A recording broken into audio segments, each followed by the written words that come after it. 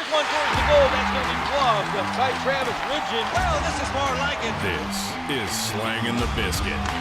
Here's Travis Ridgen and Dave Wheeler.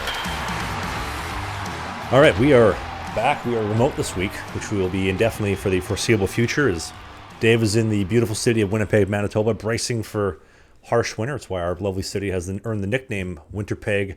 Man, it's snowing out. Are you kidding me? We have been having fantastic weather. Fantastic. We're going to be I'd say, we're floating around 10 degrees centigrade, Celsius, until about mid-November at least. Things are looking good here in the middle part of Canada. I know, I heard about that. And Calgary got bombed with snow like 3 weeks ago. But, I'm over here down in sunny Fort Wayne, Indiana, just off Lake Erie, on the shores of Lake Erie, where I will be for the indefinite future until a Fed team comes knocking and we have a contract and some cash in place. Until then, what will happen? Stay tuned to find out.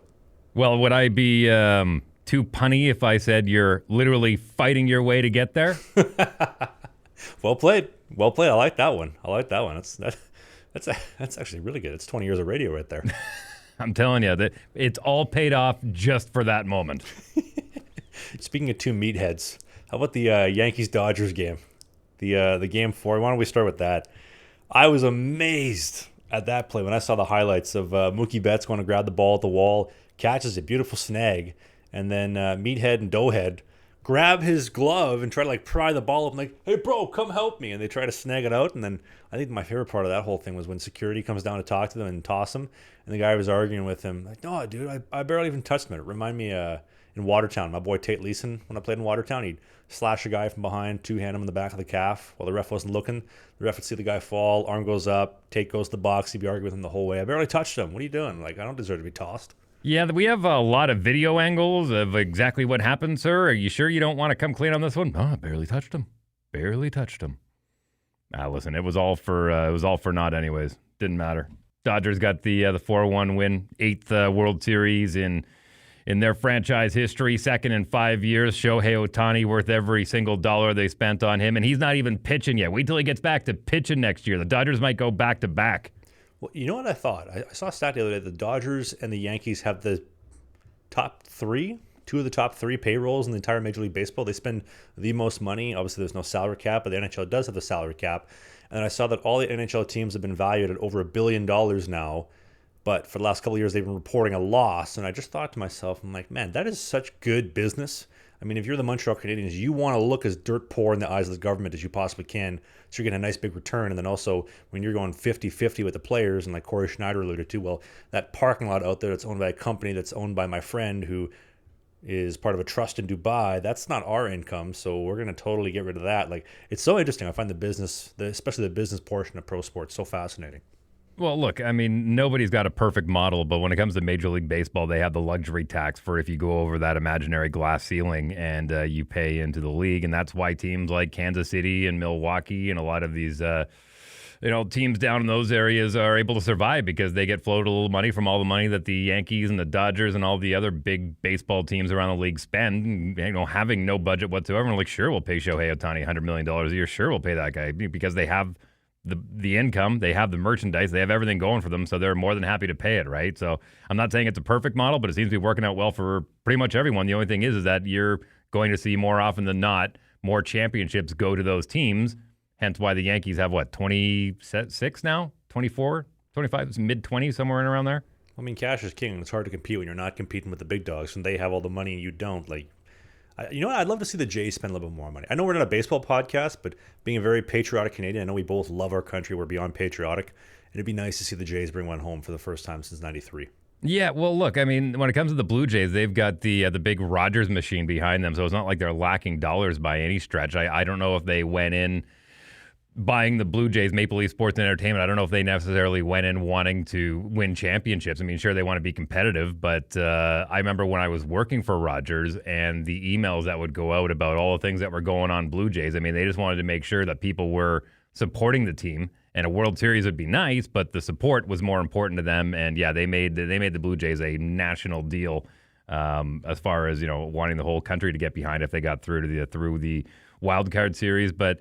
Yeah, I don't know, man. The Jays seem to be getting further and further away, considering 8 of the guys on the Dodgers were all former Blue Jays. Really? Which guys? Teoscar Hernandez is the first guy that comes to mind. Then there's a bunch of other ones, but yeah, man. Like I don't know. They got a long way to go.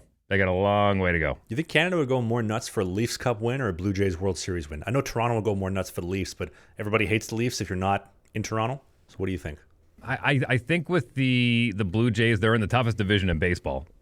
There's no doubting that. Yeah, Yankees, Sox. So they've Yankees, Sox, Marlins, Orioles. They've got that's a tough division, man. The AL East is no joke, and the fact that they got back-to-backs back in the early '90s, that's something. I mean, I hope I get to see another one in my lifetime, but I'm not getting too excited about it. I remember those 2 playoff runs. I think it was 15, 16 when they lost to the Rangers in the ALCS or the championship series, and then lost to the Kansas City Royals or is it the Chiefs? No, Kansas City Royals.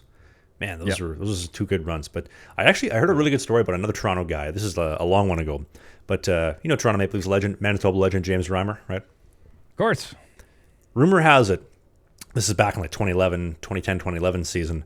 But so James with the Toronto Marlies gets called up to the Leafs. And James is a very religious man. We've documented it over the years. He's a Mennonite. So he gets called up, bags and sticks. He's in Toronto, right? They're going from Ricoh Coliseum, home of the Marlies, down to the Air Canada Centre, now the Scotiabank Arena.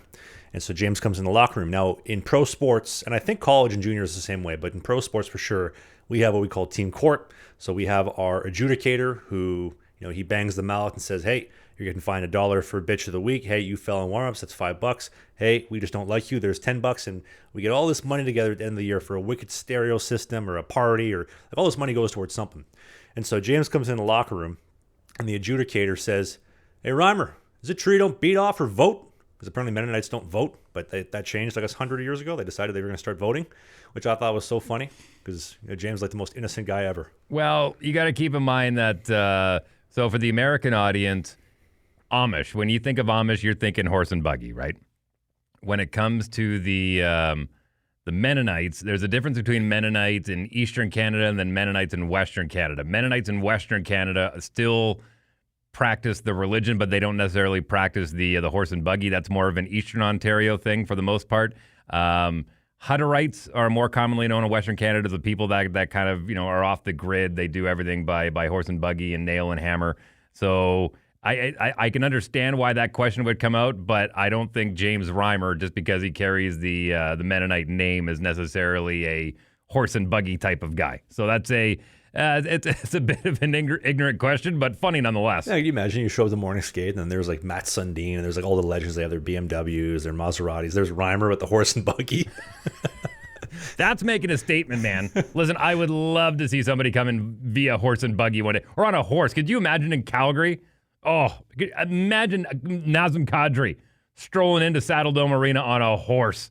That would go viral in a heartbeat. Or think about even in 2004 in the Cup final, you get Miki Kiprusoff, the party legend, him and Chad Kroger turning up on a horse to the Saddle Dome with a hat for Game 6. Or Jerome McGinley. I mean, obviously you get the police escort, of course. But wouldn't that be iconic? Well, listen, speaking of things that I want to see at a hockey rink, I'm surprised nobody's done this yet, but I think we're a couple of weeks on from Connor McDavid talking with PK Subban after a game, and Subban says, hey, what are you afraid of? Because he looks so fearless out there, and he's like, ketchup? And he's like, what? He's like, yeah, it's more of a phobia. Me and my brother just grew up afraid of ketchup.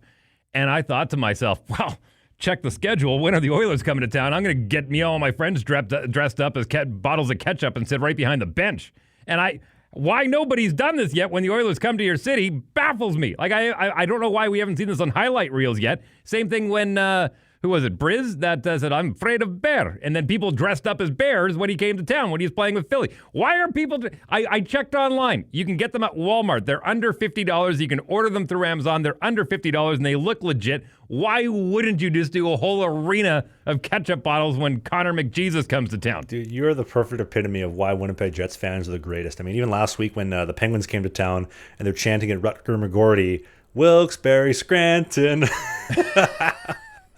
Like, that is awesome. Imagine the whole arena dressed up as bottles of ketchup. And here's what sucks even more. Just if we're going to stay on Rutger McGorty for a second, here's what sucks even more. Penguins are in the basement of the Eastern Conference right now. Like, they're in the basement of their division, and he still can't crack that lineup. Yet he walked around, out like this a little bit, saying, I should be on that Jets lineup. No. Jets are 9-1. They're looking pretty good right now.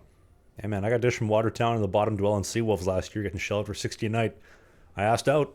I got out, so it's relatable. Yeah, I get it, man. You got to do what's best for you. But listen, we have not seen the end of Rutger McGroarty. I know he's going to do very well for the Pittsburgh Penguins, but they got their lineup right now. Also, good-looking guy, too. You see that jawline? He's looking crisp out there. I'm telling you, he's probably getting a few phone numbers in Pennsylvania, that's for sure. I would love to see guys' Instagram messages. I'd be very curious to see what kind of requests and the caliber in there of talent. I spent some time in Hershey, Pennsylvania, and yeah, that's a good state, good solid state. Kind of reminds me of Selkirk, Manitoba. Here, Steeltown. What are you doing in Hershey? That's when the Manitoba Moose were in the finals against the Hershey Bears back in 2009. I went down there and covered the finals for the radio station I was working at the time. I was working at a rock station. It was just more of a free trip to go down and check out Hershey Park and do all the roller coasters and whatnot. But yeah, it's a good trip. Successful trip outside of not winning. That was a 6-game series, right? Yeah, Schneider was in net for that series too, right? Schneider was in net. Yeah, made it back home. Jaffrey had a hat trick in Game 5 to extend it. Then they won it on Manitoba soil in Game 6. Wow, those are two guys that we got to get back on the podcast for this summer. Get Jaffrey on to tell that Kiprusoff story out of the horse's mouth, and then Schneider again round 2. I'd be curious though, for everybody listening to the show at home, who do you want to see us have on the show this coming summer? We're planning a whole bunch of interviews. We want to ideally do it in the summertime when we could take them golfing and then do the show. I mean, we're talking to a couple good names recently. So if there's somebody you want to see on the show, leave it in the comment section below. Love to hear it. Yeah, absolutely. And keep in mind when it comes to current players, those ones are a little bit tougher because of course, the league controls the message. Only we tell you what you can and can't do. I was actually talking, so I reached out to, I got a hold of Andrei Vasilevsky's agent, and I asked him, I was like, hey man, just inquiring, we want to look into getting Andrei on the podcast. What is, whatever the rate is, we're happy to pay it. Can you please give me some more information? And he said, haha, he put like haha in his text, haha, you're not going to get any former or any current players. And I said, why is that? He said, we don't allow any of our players to do it, and even if you do find players that are allowed to do it and that want to do it, the teams will say no. So good luck doing that, which makes a lot of sense why, the Chicklets of the world have such a hard time getting current players on to actually open up about anything, and you just get a lot of former guys, but those guys let it fly off the wall because there ain't nobody holding their feet to the floor anymore. Right, exactly. So we'd be better off getting guys that are just newly retired or guys that are in the A or maybe had a cup of coffee. And yeah, so keep your requests reasonable. And if you want to come on the show and you're one of those players, send me a message. We'd love to tell your story. Speaking of which, I think we're going to be doing a bit of a hangout on Patreon soon, are we not? Yes. We're going to do a Patreon hangout next week. So if you're a Patreon member, keep an eye on your notifications. We're going to send something out for that. I think we might end up doing it on a Wednesday. So the Wednesday Patreon hangout, some extra perks. So keep your eyes peeled for that. But you want to get into the meat potatoes today? Suspended and fined in my debut in Fort Wayne. Oh, before we get there, how about a word from our sponsor? Ooh, because when I was giving that guy a high five to the face of my glove, I was also getting a high five on my balls with the greatest pair of underwear money can buy, only from the team at Sheath. Now, here's the deal. With Sheath Underwear, they solve a problem that all men have been dealing with since the dawn of human time. I'm talking your meat and your veg, your Belgian waffles, your dumplings, right? The old bocconcinis, the cannolis. They're sticking to the side of the leg, peeling them off. They're sticky. It's nasty. It's gross. No more of that. Enter Sheath Underwear. They have their brand new, their new and improved 2.0 bamboo mesh cooling technology. It's aerated. It's really fantastic. And then dual pouch technology. Put everything where it needs to go into its separated compartments. It is the greatest pair of underwear money ever will buy. And if you're buying those garbage $5 pair of Hanes or the Fruit of the Loom, you use them for 3 months, you stretch them out, they don't stretch back. Forget about that. Get some Sheath, and I'll be honest with you, one of the things that bugs me the most about Sheath is that the stuff is such high quality. If you buy today, you're not buying it again for 3 or 4 years. Now, for us, that sucks because we want you to buy because we get paid off that, and this is a sponsorship, of course. But for you, you get the best pair of underwear money can buy. When you go to the link in the video description, use the code BIZKIT69, that's BIZKIT69 for 20% off the greatest pair of underwear money has and ever will buy. And if you have ever bought and you forgot the code, send them an email, and they will refund you the difference on the code. That's how much Sheath cares about every single viewer of this show, and thanks for sponsoring it. It's time to start thinking about Christmas gifts. And if you got a chick, get her some of the men's stuff because she's going to steal it from you, so better get her own before she takes yours. It's that comfy. Great idea. All right, speaking of comfy, how comfy did you feel on your first start in Fort Wayne, Indiana? I was humming, dude. I was feeling really good. So back-to-back games, back-to-back weekend. First ever inaugural game for my team. So that's the team I'm playing for is the Summit City Distillers. Summit City in Fort Wayne, Indiana, sunny Indiana, off Lake Erie. Now, the whole reason going to this league, so it's the APHL, America's Premier Hockey League. This is senior hockey. It's semi-pro. There's no money involved. It's just here's a spot to play. It's central to all the Fed teams, and praying that somebody gets injured or something catastrophic happens to somebody else in the pro system. An opportunity opens up. My agent makes a call. Boom. The Enterprise is just down the street from where I'm living right here in Fort Wayne. Hop in a car. Boom. I can go down to wherever I need to go and get that opportunity and get back in the pro game and try to fulfill what I want to do. So that was the big reason why coming here. But as far as actually playing goes, so the team, the Toledo Mobsters, which I do got to give them a shout out. The Toledo Mobsters dress as mobsters to the game. They have a whole tracksuit, it looks really cool. I didn't get any video of it, but it looked really cool. I appreciated the little get-up. So. Yeah, looking like Peaky Blinders coming into the rink. They came in. They actually went up, I think, 5-2 on opening night. I didn't start opening night. They go up 5-2. We come back in the third period, tied up 6-6. We win at 7-6 in overtime. We put them to bed. It was a great, big celebration. We got a nice horn, too. We have the same goal horn as the Toronto Maple Leafs in our arena, which is cool. Next afternoon, I guess, it was a Sunday afternoon game. We drove all the way down to Toledo, Ohio, which on the drive down there, which is about 2 hours and change, we drove past Springfield, Ohio. You recognize Springfield, Ohio, Dave? I've seen it in the news a little bit here. Yeah. They're eating the dogs. They're eating the cats. They're eating the people and the pets that live there. Passed right by there. And the guy that I was driving with, he's like, hey, you want to stop for a second? No. Keep going. No. Do not get up. Yep. Don't stop, dog. No, keep driving to the game, fella. So we did exactly that. We drove to the game, and no cats, dogs, or starting goalies were eaten. And so afternoon puck drop, busy afternoon, dude. Let me tell you, I went 19 for 19 the first period. They were putting some action on me, breakaways, penalty kills, left, right, and center. We're up, I think, 2-0 after the first period. I think we got outshot, and I could be mistaken on this one, but I think it was like 19-9. So lots of action, and I was feeling great. I was moving well. That new surgically operated on hip was moving great, super mobile. I was feeling very comfortable. Second period comes in, getting into some penalty trouble. I think it was 2-1, and then we ended up going up 5-1. So they scored 2-1, then 5-1, and then they buried a second goal, just chipping away right at the front of the crease, buried it in 5-2, and then this is where the exciting stuff happens. So I make a stick save, beautiful stick save, great rebound control, put it right in the glass where you want to.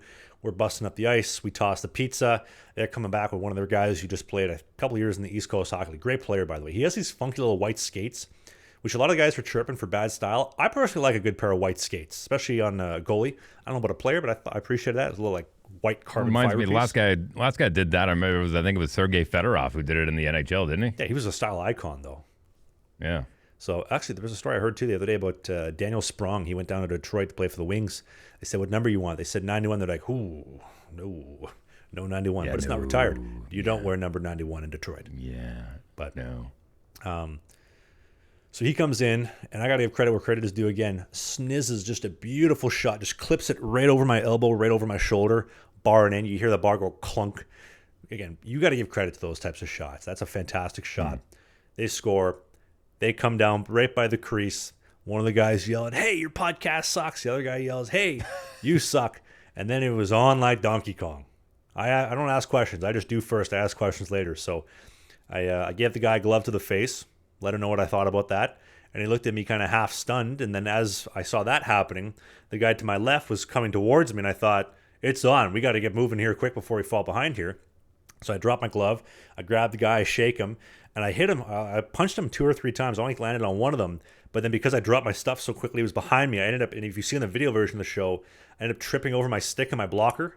So I fall over, and then he lands on top of me, and then the other guy comes in. The ref gets on top, and then because I have such a huge chest protector, I knew that, hey, this is a bad situation. So I just put my head in my chest protector, and I kind of tucked, and I could feel him hitting the outside of my chest protector, but he never made it to the face. So So you literally went full turtle and just tucked the head in. literally, well, so like one of the hacks that I talk about is like make sure you sit your chest protector all the time because it looks bigger, it presents bigger.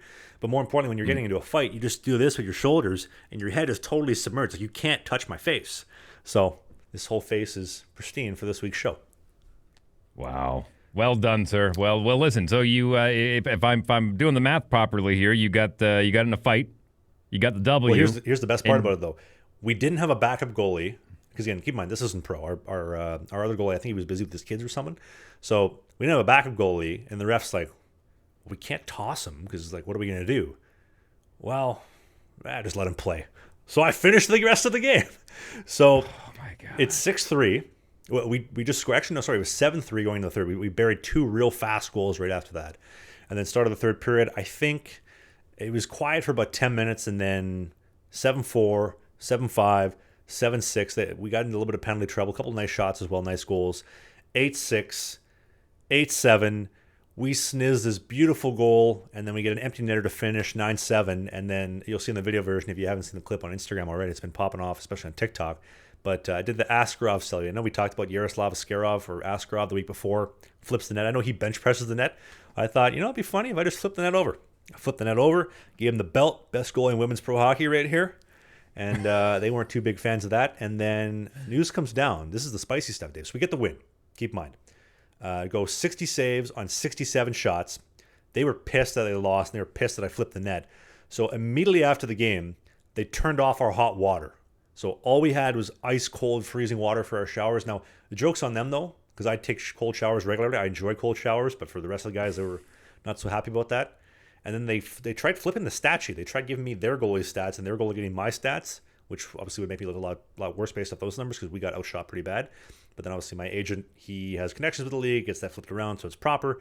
So 60 saves on 67 shots, 1 win, a fight, and I got an assist on the first goal. So in my opinion, I got the goalie Gordie Howe hat trick, assist, a win, and a fight. And then we call that the goalie Howe. Ooh, I like that. That's spicy. The goalie Howe hat trick. I like that. That's a good one. So I got the goalie, and then this is when things went a little bit south here. So I got news coming down yesterday that the league wants to suspend me 3 games for the fight and give me a fine for $350. And at first I thought, usually you suspend a guy 1 game for a fight, but $350, how could you possibly fine a guy in a league that doesn't pay?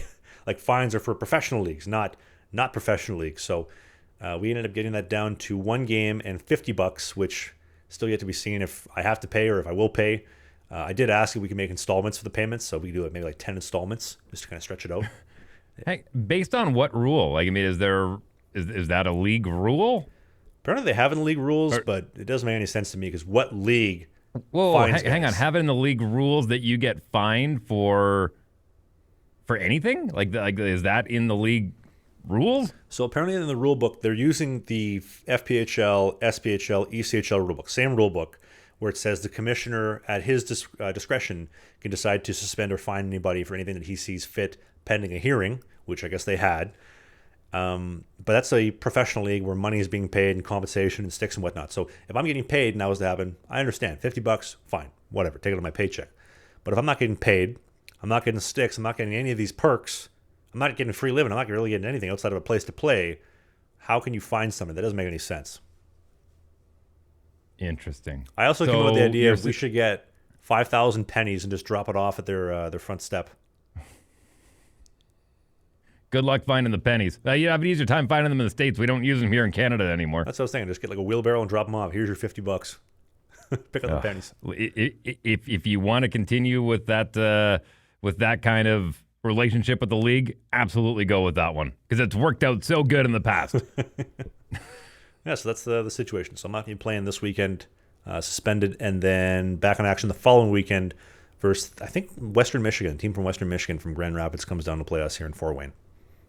Are you on the bench at least, just in case? Nope, not allowed to be. Suspended 1 game. Out of curiosity, how are you getting to the rink? Are you carpooling? Are you jumping in your own vehicle? Is there a team bus? I'm curious. Yeah, we carpool. There ain't no money for a team bus here. So, yeah, that makes a lot of sense. Do you miss that? Did I miss the bus? Yeah, do you miss the bus? Do you miss the bus rides? I miss the stories. I miss the times. I miss the, honestly, the innovation. Like, just the first thing that's come to my mind was, like, in Motor City, we had the most uncomfortable bus ever. So Ian White, I mean, he played 500 NHL games. The guy can do whatever the hell he wants. He's sitting in the back. He goes to the Rona, gets a power drill, gets a bunch of boards, some nails, and then makes his own bed mattress, like his own bed frame, and then puts it over top of a couple seats so that we have mattresses in the bus. That was cool. Or even in Mississippi where, they took it all helter-skelter style and said instead of building a mattress or building a frame, they just ripped out the seats and then nailed down mattresses to the back of the bus so that we could literally sleep on the bus. Was that safe and up to code? Absolutely not. But that's what got the job Depending done. on what state you're in, that might be illegal as long as many people as possible are buckled. The rest are, good luck. Let's try to avoid going through the state of Arkansas. Let's go the long way. I'll be honest with you. Some of the most vivid memories I have of bus rides. And keep in mind, we had a combination of all depending on if our team bus was running or not. We usually ended up on a very nice motor coach. But playing cards, like I can't even begin to tell you how much gambling I did underage between the ages of 14 and 17, like just in minor hockey trips. I mean, it was just quarters or dimes or loonies, but for a kid that age, that can add up pretty quick, especially if you're taking a few pots into your lap. Well, did you guys have the TVs and the DVD players yet, or no? We had TVs. We had 3 TVs and VHS DVDs. I think they have a VHS and a DVD on like the little 8x8 TV screen. Those are good times though. Yep. Like the amount of time, like what would they put on? They put on Goon, Miracle, Slapshot, Mighty Ducks, Ted, Talladega Nights. That's a staple as well. Any other movies that I'm missing for bus road trips? Well, I mean, my generation was a little bit different. It was Slapshot, Youngblood, movies like that, more of the older hockey movies. But what I liked about it, and nowadays I know it's more of, you put your own headphones on, you got your own device in front of you, but I liked the idea of all the guys sitting down together, watching the same movie, all laughing together, having those same laughing points on the bus, rather than somebody watching their own thing and 5 other people and laughter coming. It felt more cohesive. If you're on the bus together, you're on the bus together. You know what I mean? When you were playing though, you were physically gambling with a couple bucks, a couple dice. You're putting the VHS in, and then you fast forward to my time where you have the digital gamblers, the digital nomads, we called them in Motor City, where the guys would be gambling on their phones up until 5 minutes before morning skate, get on the ice for 10:58, get back on the bus at midnight. They'd be gambling all night, and then we put the DVDs in. It's shaped its way. It's taken form in different ways over the years. Now, I know you're not much of a gambler, you're not much of a boozer or anything, but I mean, if guys were playing poker for quarters, are like, do you have a limit? Are you willing to put in $1? I wouldn't put any money in, but I definitely play for fun. Like I go play cards, I go play goldfish. I try to learn poker. I'm not very good at poker, but I try my best. Like that was always fun. I love watching the movies too. I was more of a movie guy. I always tried to sit as close as I could to the TV. It's why I had to wear glasses at such a young age, because I'd be like this close away from the TV screen as we were watching semi-pro. But yeah, the bus trips were good. And like I said before, don't shit in the bus. That's $100 fine. Forget about falling in warm-ups for $5. You shit in the bus, that's $100 fine. That's a $500 fine, max fine if you shit in the bus. Oh, man, it was a shameful walk for any of the coaching staff that if they were walking towards the back of the bus and they had a magazine in their hand, we knew they weren't coming back to talk to anybody. It was like, don't you dare. Don't do it. Don't do it. Hey, what kind of magazine? It all depends on the magazine, I guess.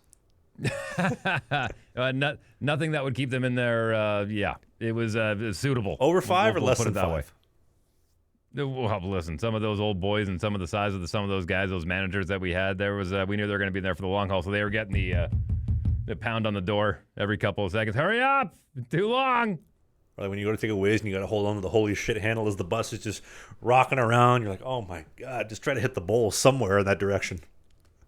Oh man, listen, the amount of the amount of times we got stranded, we got hit animals. Yeah, it's listen, I'm amazed that parents were just like, all right, see you later. Have a great weekend. I'll pick you up at the rink on Sunday. Yeah, man, for some of the things that we went through in those bus rides. What is the longest commute that you have for a visiting team in the league that you're playing in? In the FPHL, I think the longest one we do is Pittsburgh. I think that might be like 6 or 7 hours. Okay, that's about it. A lot better than 14. 14, 16 hours. Biloxi, Mississippi to Wytheville, Virginia. That was a long one. 6 hours. Columbus. That was a short one in the south. Columbus to Biloxi, or Motor City to Watertown. That was 12. Binghamton to Motor City. That was 12. Motor City down to Mississippi. That was like 20. Well, I was just going to say, with all these bus rides and moving around and whatnot, I mean, we're kind of at that cusp. Most NHL teams have 10 games under their belt now. So there's going to be a lot of changes that, as we talked about on previous episodes, things that kind of domino effect all the way down. So the changes that happen here in the next week to 2 weeks or so, and the amount of shuffling that's going to be going on as far as rosters from leagues all the way around the world, is I'm really curious to see what happens. I hope you get lots of wins in Indiana, but if somebody came knocking, how quickly are you out the door and back into taking 14-hour bus rides? Like day of. Somebody calls right now, my stuff's packed up in an hour. I'm going down to the Enterprise down the street, assuming they're open, and I'm going to get a rental car. If not, first thing tomorrow morning, 8 a.m., rental car on the road. And that's how the business works. So are you expecting that? I don't know. That's a great question. That's the $1,000,000 question, right? I'm hoping for it. I'm hoping that somebody falters, somebody gets injured, something catastrophic. I know it sounds bad, but I want something catastrophic to happen to somebody, to some team, so I get an opportunity. That's the way the business works, and then go and try to take that shot and try to make the most of that opportunity. I know also that I got a place to play here for the time being. We don't have a lot of games, but we do have some games. I know that the Vail Yeti are going to be having me later on this year. When, I don't know, but I'll be bouncing around in Colorado a bit as well. Like there's lots of hockey left, lots of opportunities to come. I wish I knew what was going to happen. I mean, I think there's a lot of people watching the show that would like to know what's going to happen, but that's the $1,000,000 question, right? Where am I going to end up? When will the opportunity come? Will it happen? When will it happen? I don't know. That's a great question. I think there's a combination of people that watch the show just from monitoring the comments as loosely as I do. But there are some that love seeing you bounce everywhere. Like, where's he going to go next? They wake up on Sunday mornings. They go, where's he playing now? I think there's people that really enjoy watching this kind of pseudo travel vlog. And there's other people who are like, find a team. Find a team. All right, I want to buy a jersey. I want to buy a jersey and support. Find a team. I kind of feel bad for the people that have bought in jerseys the last couple of years because I appreciate it because it helps support, the team that I'm with and it helps support me as well. And it also makes me feel good that somebody cares enough to buy the jersey. But I also feel bad because you go to Motor City for 2 months, you come back. You go down to Watertown for a couple months, you get bounced. You go to Port Huron for 45 minutes, Mississippi for 2 weeks, you come here, you go there. And I do feel bad for the people that do buy the jerseys, but that's also part of the business too because it's so unpredictable as we've painstakingly documented the last couple of years, but that's just the way it's going to go. I do have though one really exciting story. One last one to let you go in Motor City. Right after I left, I don't know if it was because I had left because I remember they were really hard about any bus stuff. Don't talk about it. We ran out of gas in the parking lot. Don't talk about it. The battery died. Don't talk about it. Don't talk about any of that type of stuff. But when I left, they I don't know if they sold the bus or they stopped renting the bus and they rented vans. And they had one player in particular who was in charge of paying for all the gas. So he'd pay for everybody's gas on the vans while they were doing the road trip. And they came back from the road trip. Obviously, you rack up a nice little bill, a couple $1,000s worth of gas. They traded him that week and said, oh, yeah, checks in the mail, fella. As we know, that's one of the 3 biggest lies in pro hockey. Checks in the mail, and only going down for 2, and the third one we can't say on the show. Oh, my goodness. That sucks. If that's not the most federal thing you ever heard, I don't know what is. Actually, no. There was these 2 Fed guys on Instagram I saw the other day. Both of them played in the Fed at some point in time. They're doing some challenge where they do like rock, paper, scissors, shoot, and the loser has to skate as fast as they can. The other guy takes a slap shot at his back. I thought, that's like the most federal thing I've ever seen in my life. Like, can we rub 2 rocks together and find 2 brain cells here, fella? Holy moly. Well, listen, since we're talking about other YouTube content and whatnot, Casimir actually put up a video where he put up his PTO experience that he had when he was in Boston. And the thing that I found fascinating, and it kind of ties into this whole traveling circus of all the different teams, he keeps a white helmet, and then he just buys decals that he goes and blow dries onto his helmet. I thought that was really slick. Great idea. Yeah, that's cool. That's been around for a couple years. I think Michael Hutchinson was one of the first guys to, actually Winnipeg legend, one of the first guys to do that with pad skins probably like 4 or 5 years ago when he was going between Winnipeg and the Jets and the Wings and the Leafs and the Golden Knights and Colorado and the whole circuit there. So that's been around for a while, but yeah, it's cool how adaptable it's gotten to. I remember like 20 years ago, I remember Mike Smith got traded from Dallas to Tampa. He's using green gear for a month. Now it's changed where you get traded, boom, throw some skins on, you're matching. Here's the mask kit, you're rocking and rolling, you're looking the part day of, which is really cool. Well, listen, I remember, I'm going to go way back, and this is a deep cut, as they say, but a guy by the name of Troy Gamble, who was a Vancouver Canucks goaltender once upon a time.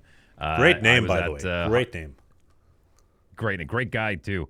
Had a chance to talk to him a little bit when I was at the Okanagan Hockey School out in Penticton, British Columbia, which was really a very cool hockey camp. And I said, why do you always wear, white pads all the time? And he's like, you never know when you're going to get traded. It's true, dude. White pads are universal. They match with every single team. Every single team is white. I like to try to go with the custom mask just so it looks a little bit custom, but it's not too much. Obviously, no team-related stuff. Remember how that went last year with getting the wolf painted on my mask? That was a great idea. Right. But yeah, white gear. Also, white gear looks bigger, looks crisp. I think there was nothing crisper than a fresh white setup, white leathers, white nylons. Looks great. Obviously, after a couple months, maybe not so much, but I like the look of it. Looks good. Well, listen, when it comes to the traveling circus, like I said, I think the next week is going to dictate a lot about where you're going to be for the rest of the season. So I'm sure you're enjoying your time in Fort Wayne, but don't get too comfortable. I feel the winds of change are coming, as we mentioned off the top of the show, with the season changing. Yeah, I feel that too. Oh, I do want to give a shout out to another fellow Winnipegger, actually, Dylan McIlrath. He's carved out a nice little career. He's only got 3 goals and 10 plus years in the show, but he's carved out a nice career. He's played for the Rangers, he's played for the Panthers, the Wings. He just had that fight with Rempe the other day in Washington. He's carved out a nice little career at 32 years old. Shout out to a fellow Winnipegger.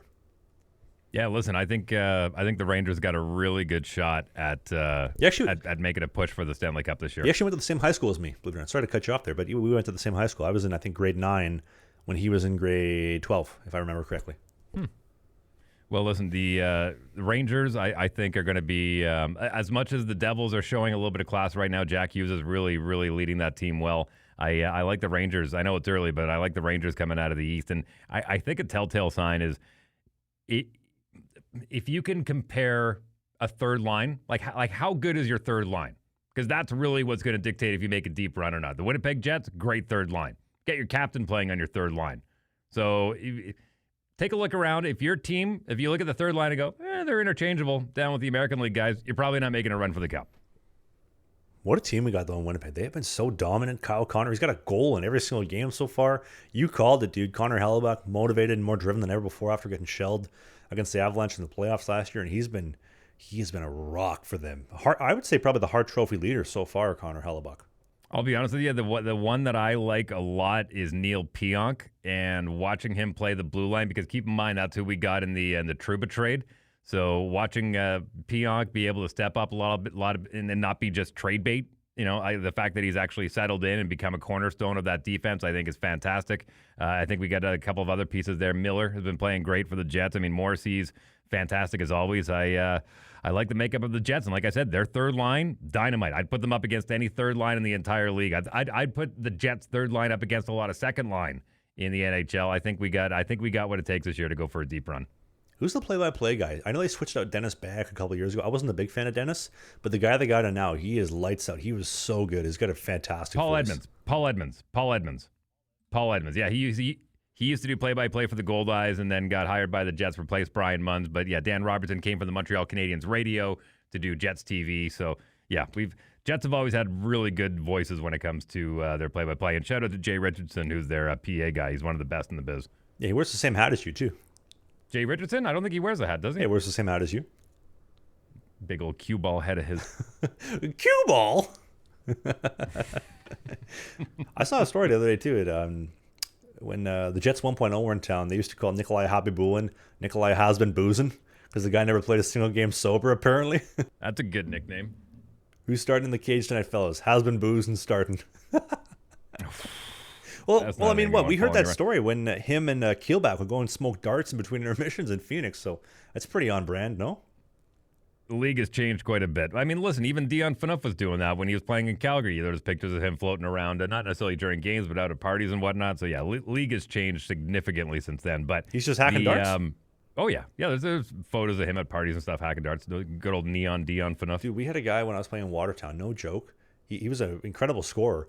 But when we'd have practice, he'd take breaks in between practice every 30 minutes. He'd skate for 30, go for a dart. Come back, skate for 30, go for a dart. Come back, skate for a dart. Yeah, you need your nicotine. I get that. Dude, literally in between periods by the Zamboni entrance, he'd have his skate guards on, full gear, intermission, while they're doing chuck-a-puck. He's hacking darts out in the parking lot by the Zamboni entrance. I couldn't believe it. And this guy was such a good scorer. He could rip the puck like nobody else.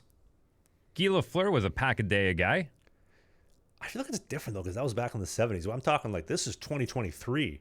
Last year, this dude was obviously we cut him because he kept smoking darts and he kept missing team events because he had to get his nicotine fix in. But man, when he was there, he was an effective piece.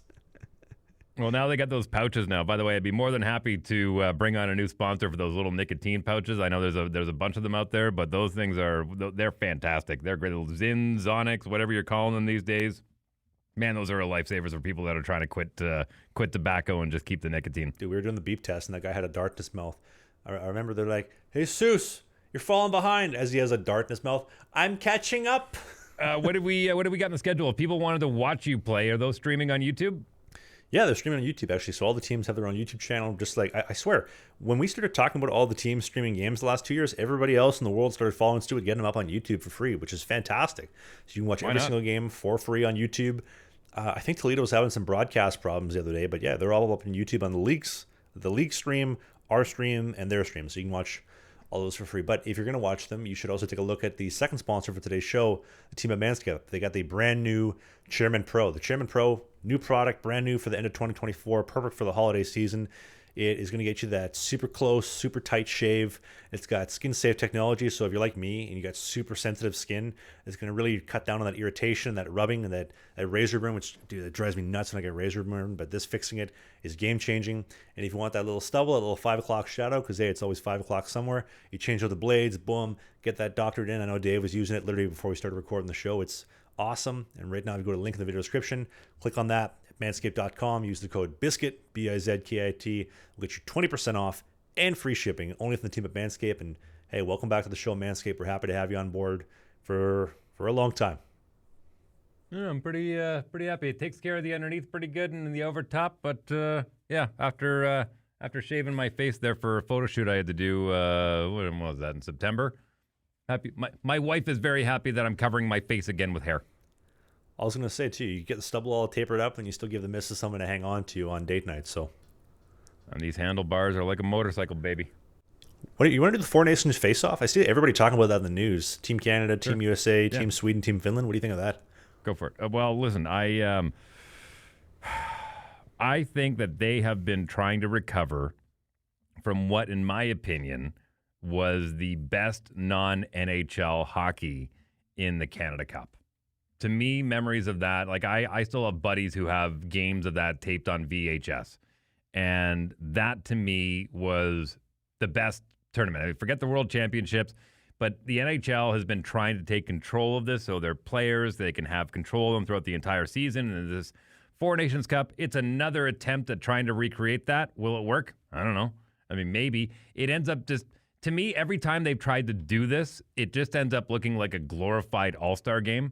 And even worse because it's, I mean, you can tell these guys are going half speed. You can tell these guys aren't going in, harder into the corners. It's just a showcase for these guys to put on their team, their country's colors and go out and play. But there's really nothing at stake. It's not a world championship. It's not the Olympics. It's not an international event. It's an NHL sanctioned tournament where they say don't get injured because you still got to play for your club team. I think they're trying to throw it against the wall to see if it sticks. I know we haven't seen this one yet, but the last time they did it was meh. I don't know. I wish they would bring back the Olympics, though. And I feel like, I don't know if this is just the woke marketing that the NHL loves to do, but I mean, we're a pro-common sense podcast here, so you got to say, you got to have the Russians.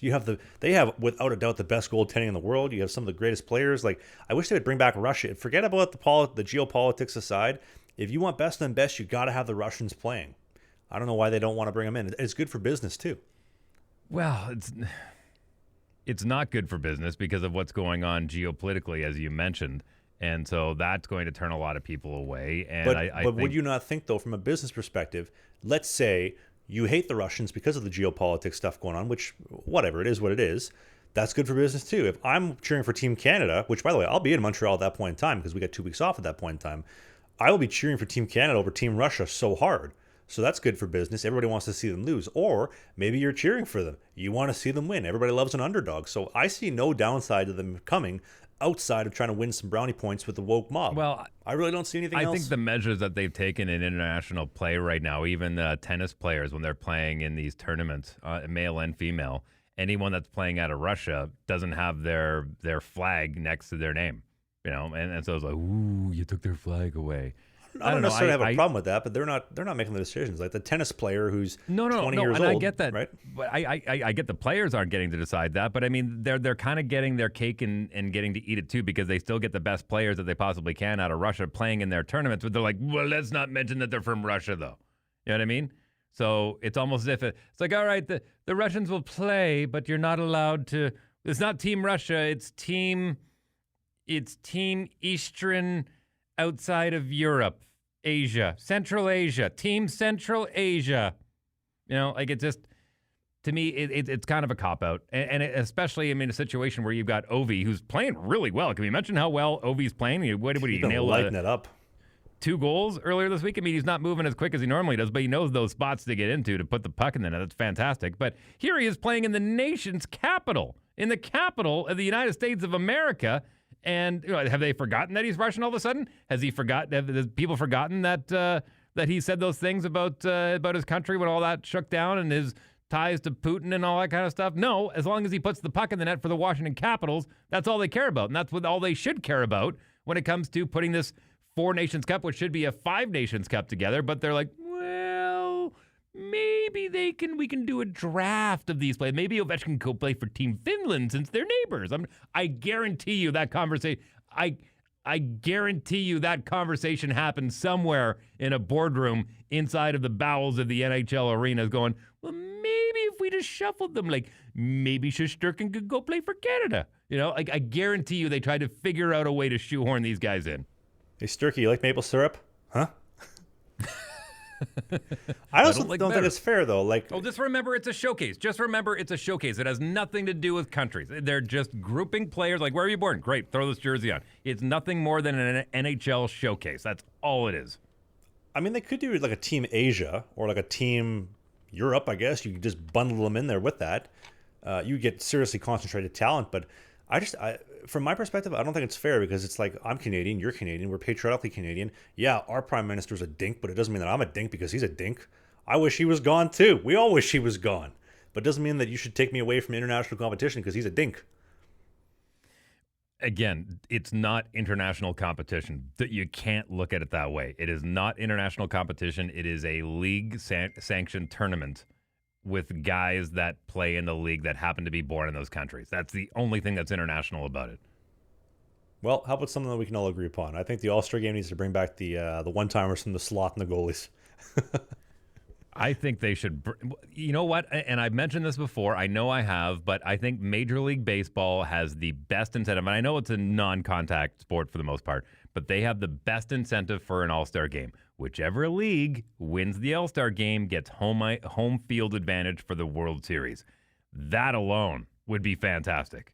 I think that'd be great. Eastern Conference wins, Western Conference wins, whatever it may be, that team, I don't care what your standings are at the end of the season, that team gets home ice advantage for the beginning of the Stanley Cup Finals. That would be minty. That you would put not a lot, but a little more edge into that game. Let me ask you this, though. For the 4 Nations Cup for Team Canada, because this seems to be the biggest issue, who do you start in goal? Because I think you'd have Montembeault, Skinner, Hill, Bennington. Those would be your 4 primary frontrunners. Skinner? How did he get in there? Well, he lost in Game 7 of the Cup Final, and he went to a mug championship. Hill won a championship. And he's playing great right now. Dude, we're like the anti-Stuart Skinner podcast here. Not by design, just by we have to talk about these things. Pickard in there. You put Pickard on that list before Skinner, for crying out loud. Well, look, if I'm a gun to my head right now, picking a starting goaltender for Team Canada, Mo Chambeau has to be. You didn't get his name right. Don Cherry Special. You mean Montembeault? Montembeault, thank you. Yeah, Samuel Montembeault. I like Mo Chambeau better. Hey, fella, can we change your name? Just rearrange the lettering a bit. It's like Kiku Kako or Pipi Kakapupu or whatever his name is with the Rangers there. He's great. I love his name. Oh, Capo Kakkonen. I thought you were talking about Kakkonen, the Jets goalie who's now at the Avalanche. Kakapupu, whatever his name is. Yeah, it's great. Yeah, Kakapupu. That's kind of that's funny. I don't know. I think maybe go with JB. JB has he's got a little bit of jam. He's a proven winner. I know Hill won a cup too. He's a winner as well. What's the old saying though? Death, taxes, and Jordan Binnington looking for that smoke and then not finishing it. They're inevitable. All 3 things. Hellebuck's starting a net for the U.S. That's for sure. That's a no-brainer. You imagine telling Jake Ottinger you're the 3rd guy, or maybe you're going to back up Helly. Like, they have such good goaltending. Or telling Vasi, dude, you're going to back up Bob. Bob's better than you. Sorry, Bob's starting for us. I think you put Swayman in backup behind Hellebuck because he's going to be your guy moving forward for international play. That'd be smart. Well, I think he's allowed the most goals so far this season. The Bruins are off to a slow start, but how about but Bob though? 400 wins, fastest in NHL history to get 400 wins. He beat Henrik Lundqvist, the King, by I think 20 or 25 games. I didn't even know Bob was that close to 400 wins, but wow, that's an elite category to be in. Oh, By the way, something else I want to talk about before we're done. I got a chance to catch the Amazon Prime coverage of the Jets game between the Jets and the Leafs, and despite the fact that the Jets lost last Monday night, I got to give Amazon some credit. That was some pretty good coverage. I liked it. They got a good broadcast too. The behind the scenes stuff, I like it as well. It goes nicely. Yeah, I think they're. Amazon's pretty good to jump on and make sure that they give it a good effort, and they certainly have. I thought their panel was great. Their intermissions were good. The play-by-play was solid. I mean, as far as the camera angles and whatnot, it's pretty on par. Yeah, good on you, Amazon. I want to see more games. Let's go. Well, they had the Jets-Leafs game the other day, and short of the Jets coming back, because the Jets were down 5-0. They came back 5-4. I think minus down 4-0. Down 4-0. Yes. Wasn't that bad. It was almost a repeat of that. What was it, 2016, 2017 game when they fell down 4-0 in one of Matthews' first game. Laine gets the hat trick. Matthews gets the hat trick. I was hoping for one of those, but you know who really amazed me was Anthony Stolarz. I swear this guy has stolen the number one job. He's taken it. He's grabbed by the balls. He's led them in control. Great rebound control. He's in position all the time. He's just getting hit. Right time, right place. That's how most goaltenders make most saves. And dude, he's looking like the man right now. It's impressive to say the least. What did you think of Austin Matthews taking the C in Toronto? That's a good question. I think John Tavares made a very veteran move, and I think it wasn't as simple as like, here, take it. I think it was a conversation. I don't know who sparked it, but if Tavares sparked it, I think it was a great move to think this guy's younger. He's going to be able to lead the team longer. Kind of like what Blake Wheeler said after he got his C stripped, and that one is a little more of a coach's move. And he said, if you think I'm not going to keep leading the locker room and keep leading by example, you're crazy, when he was with the Jets. But I think if Tavares went and said, listen, we obviously the way we've been doing it has not been working. I'm not to say I'm not a leader on this team, but he's the guy that we look to for a spark. He's the guy that we look to lead by example. He doesn't necessarily have to be the most vocal guy. I can still handle that, but the C's going to look better on him as the main guy. Happy to take a step back and try it this way. If that's the way the conversation went, my hat goes off to John Tavares. I think that's a veteran move. Yeah, I think it's definitely a passing of the torch. You have one of the best players in the world. I mean, the guy just put up, 69 goals? Love that number, by the way. It fits the mustache beautifully. Last season, great player. Yeah, it's time. John's coming to the end of his career. Give Austin the C. Makes sense to me. Yeah. To me, it really, and not to say that your captain doesn't mean anything, but I think the idea of having a team captain is becoming less and less in NHL locker rooms. Feel free to disagree with me on that one down in the comments. I'd love to have a further conversation about it, but I just don't feel like it has the weight that it used to. I wonder if ever since they put the C on the Roberto Luongo, it seems like the value of the captain kind of went down. It feels like. What do you think of that? Man, so for those that don't know, the Vancouver Canucks once upon a time decided to put their C on Roberto Luongo.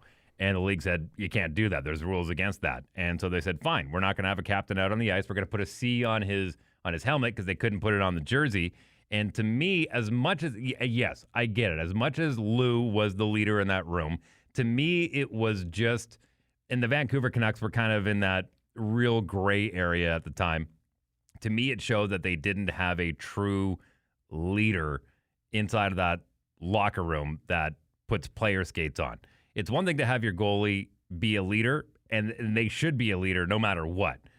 But those times where he's sitting on the bench, that's kind of tough. You know what I mean? Like when he's on the ice, what's he doing? Is he skating into the bench every single time? I love Lou. I loved it. I don't think it was a good move. And I don't know if that was the crossroads of that. But to me, it just, I kind of felt like it was, how long is it going to take for Connor Bedard to be captain? They threw it on Jonathan Toews after I think 3 games. They're like, you're captain.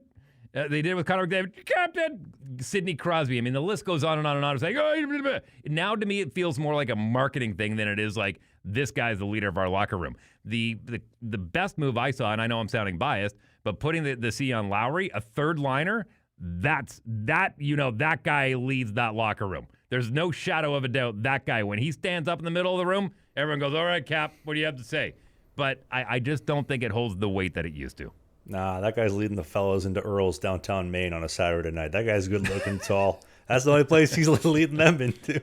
Hey, remember that Canadian Tire commercial with Jonathan Toews when he's like, hey, I'm here at Captain Jonathan Toews. Hey, what's that C stand for? Crazy good. Remember that commercial? I do remember that one. That was a good commercial. That was the A&W guy. They had the A&W guy at Canadian Tire, I think. You know what I mean? God love Johnny Toews. He's a beauty, man. Known him for a long time. Haven't spoken to him in years, but good dude. Man, maybe we can get him on the show. That'd be a great interview. He's not having his feet held to the floor by anybody. Sure, why not? Let's try. Worst you can say is no. I'd open the podcast up with that. What's the C stand for? Crazy good. See what he says? Stands for crushed dreams. Oof. Last thing we got for the podcast programming today. We've talked about this a couple times over the years. More so like 2-3 years ago when we were first starting the show. So the NHL bans Pride Night last year. They said, we got too many guys that are saying, I'm not skating for warm-ups. I'm not putting on the jersey. This is enough. And listen, they're totally entitled to do that. We're getting too much backlash. The woke mob isn't with the woke mob anymore. I think it's just time, this is what Bettman says, it's just time to just part ways with it as a league-wide mandate to do it. Now, the Jets on Sunday, which the day of this going up live, are going to be doing Pride Night. And so this is just my thoughts on it. It drives me nuts when I see this type of stuff because I've always been a firm believer in you leave your private life at home, right? Like it's called a private life and a personal life for a reason, not your public life. What you do is none of my business. I don't think that should be in the jerseys. I don't think any of that stuff should be in the jerseys or be in the arena, especially when kids are coming to the rink. I think the only celebration that should be there is the military because the military are the reason why you're able to do that and to believe these things and live this type of lifestyle. So military night, I love it. I know it's a John Cherry thing to say. I love military night. I'm all for it. I'm also disappointed that we don't have a military month, but we do have a Pride month. That's a separate thing on its own. But I'm kind of disappointed that the NHL and the Jets specifically are still bringing that to the rink. I thought we were leaving that in the past and just let's focus on the product and focus on the hockey. Just disappointing. What do you think about that, Dave? Well, I think that they are somewhat committed to the cause, especially with a lot of their sponsors, their Hockey for All Center. It seems to be what the Winnipeg Jets are going for as far as this very inclusive community and everybody. And so if they want to continue to do that, go for it. Absolutely. They don't necessarily have to come out and say, hey, we're anti or we're against this. Just listen, this isn't a thing anymore. We're still supporting. Love who you want. Love who you love. Do whatever you want to do. What you do in your personal time is none of my business, but we're not going to be doing it at the rink anymore. I don't think there's anything wrong with that, and the sponsors won't get mad. Well, listen, this is an opportunity for you to vote with your wallet. If that's something that you don't want to see, then you don't have to watch that game. You don't have to buy the jersey. You don't have to go to the game. You don't have to do any of that. But the people that do want to support it, go and support it. And you talked about the military. This is what the military provided for us, was the freedom to make those choices if we want to, and the freedom to support those choices and support them openly or support them quietly or support them however you want to. This is what the Winnipeg Jets have decided. Doesn't mean you necessarily have to agree with it. Doesn't necessarily mean that you have to go and stand there and hold your flag and hold it high. You don't have to do that, but the Winnipeg Jets have decided to do that, and that is their freedom to do that. Well, and I said it earlier, and on the standard of we are a pro common sense, non-mainstream hockey podcast, I think I speak for 95% of people, you included, when I say this. Nobody has a problem with any of this type of stuff. If you want to be gay, if you're in the pride agenda, whatever you want to call it, do whatever you want to do. I have no problem with that. It's when I'm paying money to go to a hockey game and then you Trojan horse it with other stuff and your agenda. Like if I wanted to go to a pride parade, I would go to the pride parade. If I want to go to a hockey game, I'm going to a hockey game. Leave it at home, especially keep it away from the kids, especially like young kids coming to a game. And if you want to do that, not a problem, but please don't shove it down my throat at a hockey game. I think I speak for 95% of people when I say that. I'm just waiting for a night when they're finally going to support someone like me, where it's dress like a college professor night. When is that night going to happen? That's what I want to see. When is my lifestyle going to be supported? Well, that is every single Sunday, Dave, at 11 a.m. Eastern on Apple, Spotify, and YouTube. By the way, leave a Spotify, Apple review. We'd love to hear what you think. And if you're on the YouTube video version, looking at this mediocre-looking mug and that great-looking mug, leave a comment down below. We'd love to chat it up with you because we do a new episode every single Sunday. The Clips channel, if you don't want to do the full version of the show, clips are out there as well. Slangin The Bizkit Clips on YouTube. Thank you for watching. My name is Travis Ridgen. I'm your favorite non-semi-pro hockey goalie. That's Dave Wheeler, your top morning radio show in the city of Winnipeg. And we will see you next Sunday. Thanks for watching.